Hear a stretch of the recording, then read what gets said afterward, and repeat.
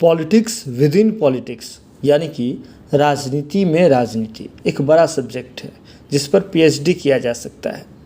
इस पर कितनी भी चर्चा कर लीजिए आप कम पड़ेगा। राजनीति का कखारा पूरे देश को पढ़ाने वाला राज्य बिहार हमेशा राजनीतिक तवे पे चढ़ा रहता है, जहाँ पर राजनीतिक रोटियां सेकी जाती है और पूरे देश में मिसाल बनती है कि राजनीति कैसे करते हैं, राजनीतिक उठापटक, राजनीतिक गुर क्या होते हैं, इसकी चर्चा पूरे देश में हो जाती है। ऐसे में आपको बता दें कि हमने देखा कि बिहार में अलग अलग दल हैं, लेकिन एक दूसरे के विरोधी दल कब साथ आ जाए ये भी कहना मुश्किल होगा, और कब साथ जो है जो एक थाली में खाते हैं कब अपना अपना चूल्हा अलग कर ले ये भी कहना मुश्किल होता है। आपको याद होगा कि किस प्रकार से रालोसपा जिसके प्रमुख उपेंद्र कुशवाहा थे, वे बड़ी राजनीति करते थे और नीतीश कुमार के खिलाफ उन्होंने एक बड़ा राजनीतिक पार्टी उन्होंने खड़ा किया था, चुनाव भी लड़े थे, जीते भी थे कई बार और सक्रिय राजनीति में वे थे बिहार में। इसके बाद हमने देखा कि कालांतर में किस प्रकार से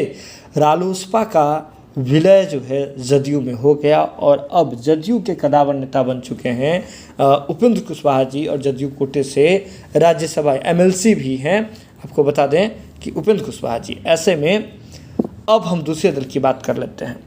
हमने आपको बताया था पूर्व में ही कि किस प्रकार से पप्पू यादव जी जो कि जन अधिकार पार्टी के राष्ट्रीय अध्यक्ष हैं, राष्ट्रीय सुप्रीमो हैं, और कांग्रेस के बीच एक डील की बात हो रही है। और डील कैसी थी, तो उस डील में हमने चर्चा की थी कि पप्पू यादव जी इस बात पर अड़े हुए थे कि रंजीत रंजन जो कि उनकी पत्नी है, कांग्रेस की कदावर नेत्री हैं, उन्हें जो है राज्यसभा भेजा जाना चाहिए, उन्हें एक बड़ा जो है पद मिलना चाहिए। और इसके साथ ही जो बिहार में आगामी विधानसभा चुनाव हैं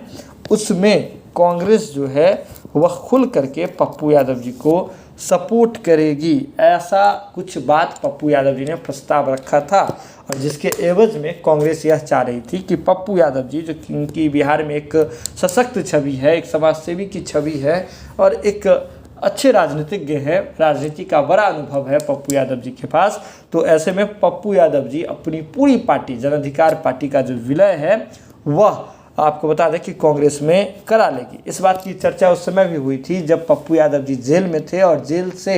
लौटने के समय ही इस पर बात भी हुई थी और कांग्रेस के साथ मीटिंग भी हुई थी। उस वक्त भी हमने देखा था कि किस प्रकार से प्रत्याशी को उतारने फिर बाद में समर्थन देना, ये तमाम चीज़ें पप्पू यादव जी की ओर से की गई थी। और उस वक्त इस बात की चर्चा होने लगी थी, देश के बड़े राजनीतिज्ञ कहने लगे थे कि समय जो है वह उपयुक्त नहीं था विलय करने के लिए, लेकिन अब जो शर्त रखी गई थी उस शर्त पर कहीं ना कहीं सहमति कांग्रेस ने प्रदान कर दी है। और जिसके तहत हमने देखा था कि पप्पू यादव जी ने जो शर्त रखा था कि रंजीत रंजन जी को राज्यसभा, तो ऐसे में रंजीत रंजन जी को कांग्रेस कोटे से राज्यसभा भेजा जा चुका है। यानी कि जो डील का जो पहला और प्रमुख हिस्सा था वह उसे जो है पूरा कर दिया गया है, ससमय पूरा कर दिया गया है। अब रही बात विधानसभा चुनाव में सपोर्ट करने की, तो ऐसे में पप्पू यादव जी आने वाले समय में कांग्रेस की ओर से बिहार विधानसभा चुनाव 2025 में एक बड़ा चेहरा हो सकते हैं, बड़े फैक्टर हो सकते हैं। लेकिन अब जो है इस बात की ओर भी चर्चा होने लगी है कि क्या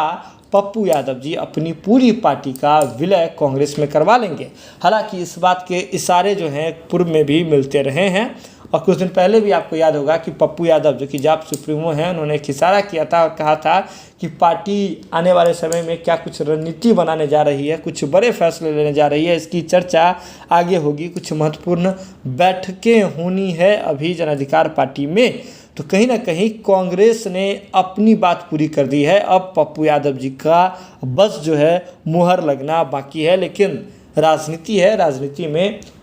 क्रिकेट के खेल के अनुसार, क्रिकेट के खेल के समान ही राजनीति में जो है हर गेंद पर